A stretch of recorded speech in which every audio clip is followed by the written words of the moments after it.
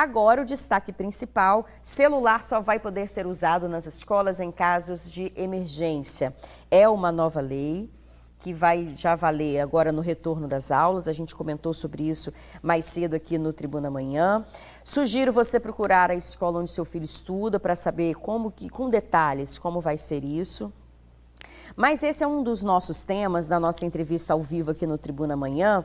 Já vou apresentar a nossa entrevistada, a psicopedagoga Amanda Soares, que está aqui com a gente. Bom dia, Amanda. Bom dia, Isabela. Tudo bem? Tudo bem. É um tema até polêmico, né? Mas você concorda com essa restrição do celular na escola? Sim, Isabela. Na verdade, essa é uma medida mais extrema, né? Uma vez que crianças e adolescentes, elas não têm um controle inibitório totalmente formado, ou seja, a criança ela não sabe o tempo de parar, né? Quando eu não posso usar, ela começa usando aquilo o tempo todo. E isso dentro do ambiente escolar causa desatenção, chega uma notificação, a criança está ali tendo que prestar atenção na matéria, ela automaticamente perde aquela linha de raciocínio. Fora que se percebe que o uso de celulares dentro do ambiente escolar tem feito com que a socialização das crianças diminuam. Então, a criança está no recreio, ela deveria estar interagindo com os pares, se socializando. Ela está ali usando a tela, né? Isso gera ansiedade, gera transtornos mentais a longo prazo para essa criança. Então, essa é uma medida que foi adotada pensando no bem-estar das crianças. Ou seja, vai para a escola é para estudar, não é para ficar no celular, né? Agora, dentro de casa também há uma restrição, né? Inclusive, a gente estava já fazendo uma prévia aqui, né, Amanda? E eu separei aqui algumas informações e falei com ela assim, vamos tentar trazer esse limite para os pais, para ajudar os pais. Por exemplo, menores de 2 anos não devem usar telas? Exatamente. A Sociedade Brasileira, né, de Pediatria, ela fala que menores de 2 anos não podem usar de maneira nenhuma as telas. De 2 a 5 anos, no máximo 1 hora por dia? Sim, desde que aquele conteúdo seja supervisionado, ou seja, não é só deixar o celular na mão da criança, é você ver um conteúdo de boa qualidade para que aquela criança possa estar ali naquela 1 hora aprendendo alguma coisa, né? Realmente importante. E também tem um controle acima de 5 anos, no máximo 2 horas por dia.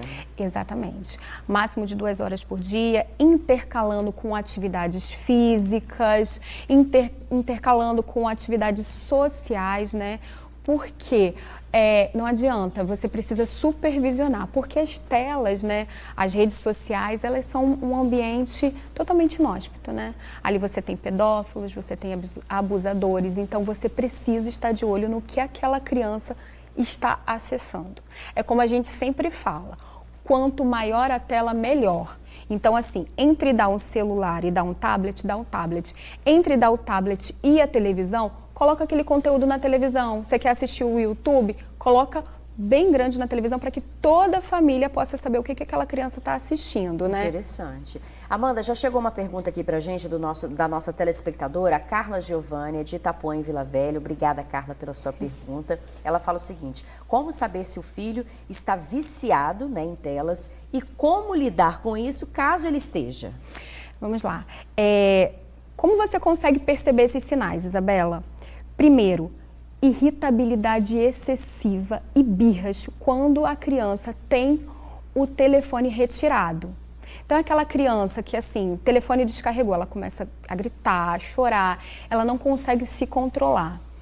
Má qualidade do sono, insônia, falta de concentração. Você começa a perceber prejuízos na linguagem, interação social. Aquela criança, ela prefere a tela a, de repente, ir à praia, ela prefere a tela, de repente, a descer pro play do prédio e brincar com os pares da mesma idade. Isso tudo são sinais de que a gente precisa ficar atento. A criança, ela não aceita não estar com a tela. Ela chora, ela tem comportamento de birra e a família se vê perdida nesse processo. E aí vem aquela questão de que o combinado não sai caro, né? De repente, se combinar antes, explicar, olha, você vai usar, mas você vai usar X tempo, você pode ver isso, ver aquilo. Isso ajuda, essa comunicação antes, para que ele não se sinta assim, do nada arrancou o celular da minha mão? Nossa, é perfeita a sua pergunta, Isabela, porque assim, a gente às vezes, né, enquanto pais, e eu também me coloco nessa situação, a gente pensa o seguinte, assim, eu já sei que isso faz mal, isso todo mundo sabe, mas como é que eu faço? Eu vou retirar, eu retiro totalmente? Eu preciso fazer um planejamento para que isso dê certo.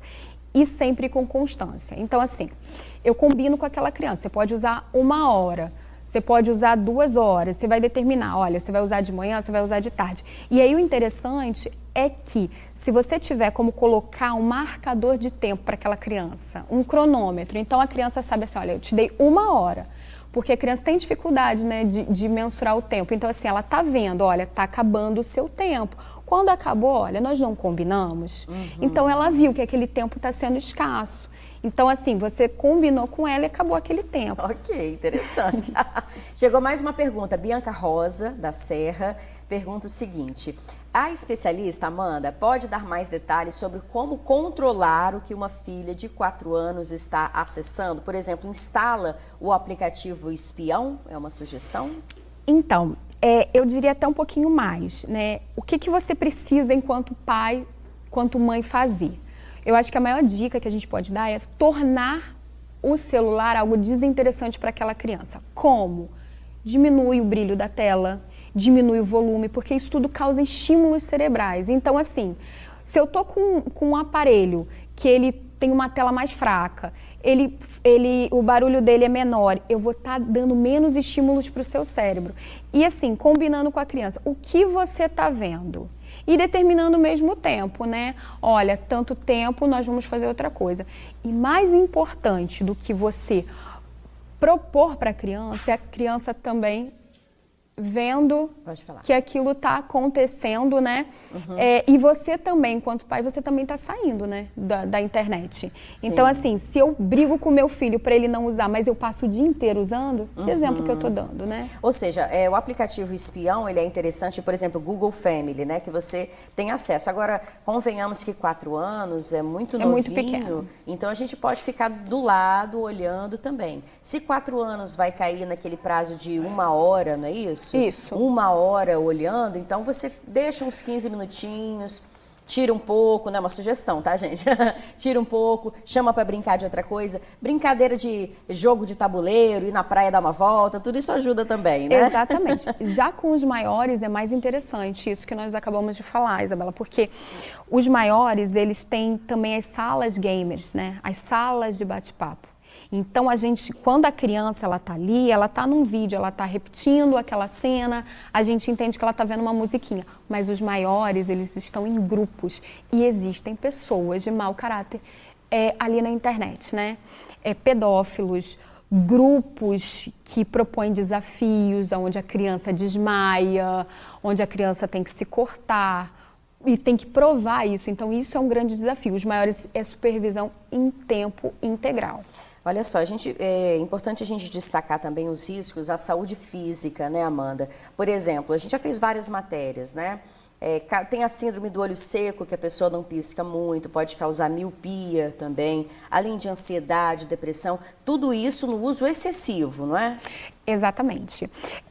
Existe uma pesquisa de 2018, se eu não me engano, que ela é um estudo muito completo que foi publicado, que fala que uma criança, um adolescente exposto a mais de 2 horas por dia, 2 horas parece muito pouco, né?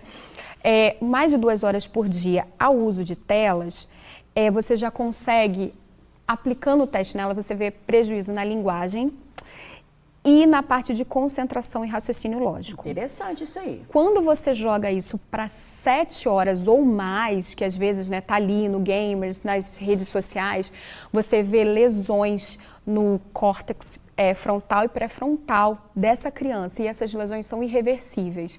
Então, ali dentro do córtex frontal e pré-frontal é onde a gente desenvolve a aprendizagem. E isso daí, uma vez que você tem esse prejuízo no afilamento do córtex frontal e pré-frontal, você está falando em algo irreversível. Falta de atenção, inabilidade social, obesidade, insônia, ansiedade.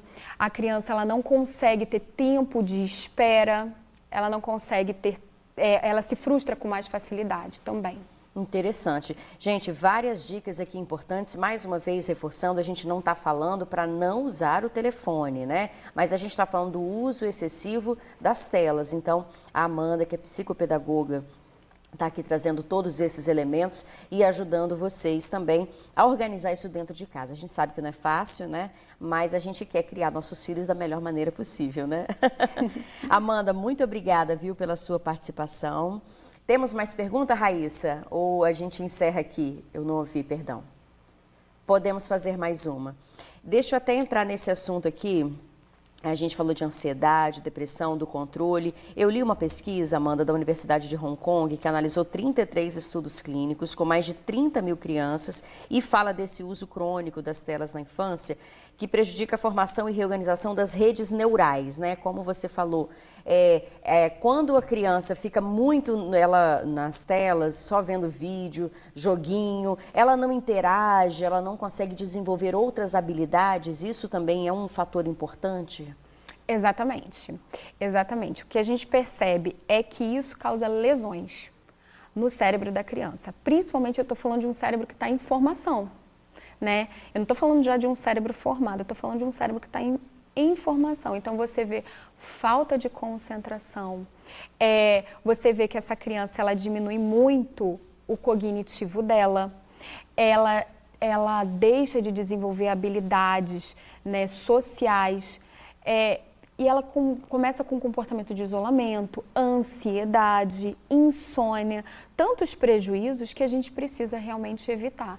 Isso é muito sério, né? Perfeito, obrigada, tá, Amanda, pela sua participação. Acho que a gente tem um importante alerta, né, para os pais. É verdade, né? E é importante também, falando o seguinte, a gente precisa pensar isso de forma programada. Não adianta você retirar ou tentar retirar de uma única vez, né? Porque às vezes os pais estão assistindo e falam assim, vou tirar, hoje você não vai mais assistir. Não, tem que ser feito de forma pensada. Então assim, olha, você vai ficar e quando essa criança sair da tela, né, você tem que estar ali para você propor alguma coisa para ela. Um jogo, vamos dar uma volta, vamos assistir um filme juntos, alguma coisa que promova a socialização com essa criança. Bacana. Obrigada, tá, Amanda? Imagina. Fica aqui com a gente, pode ficar à vontade, pode lanchar, tá? Obrigada.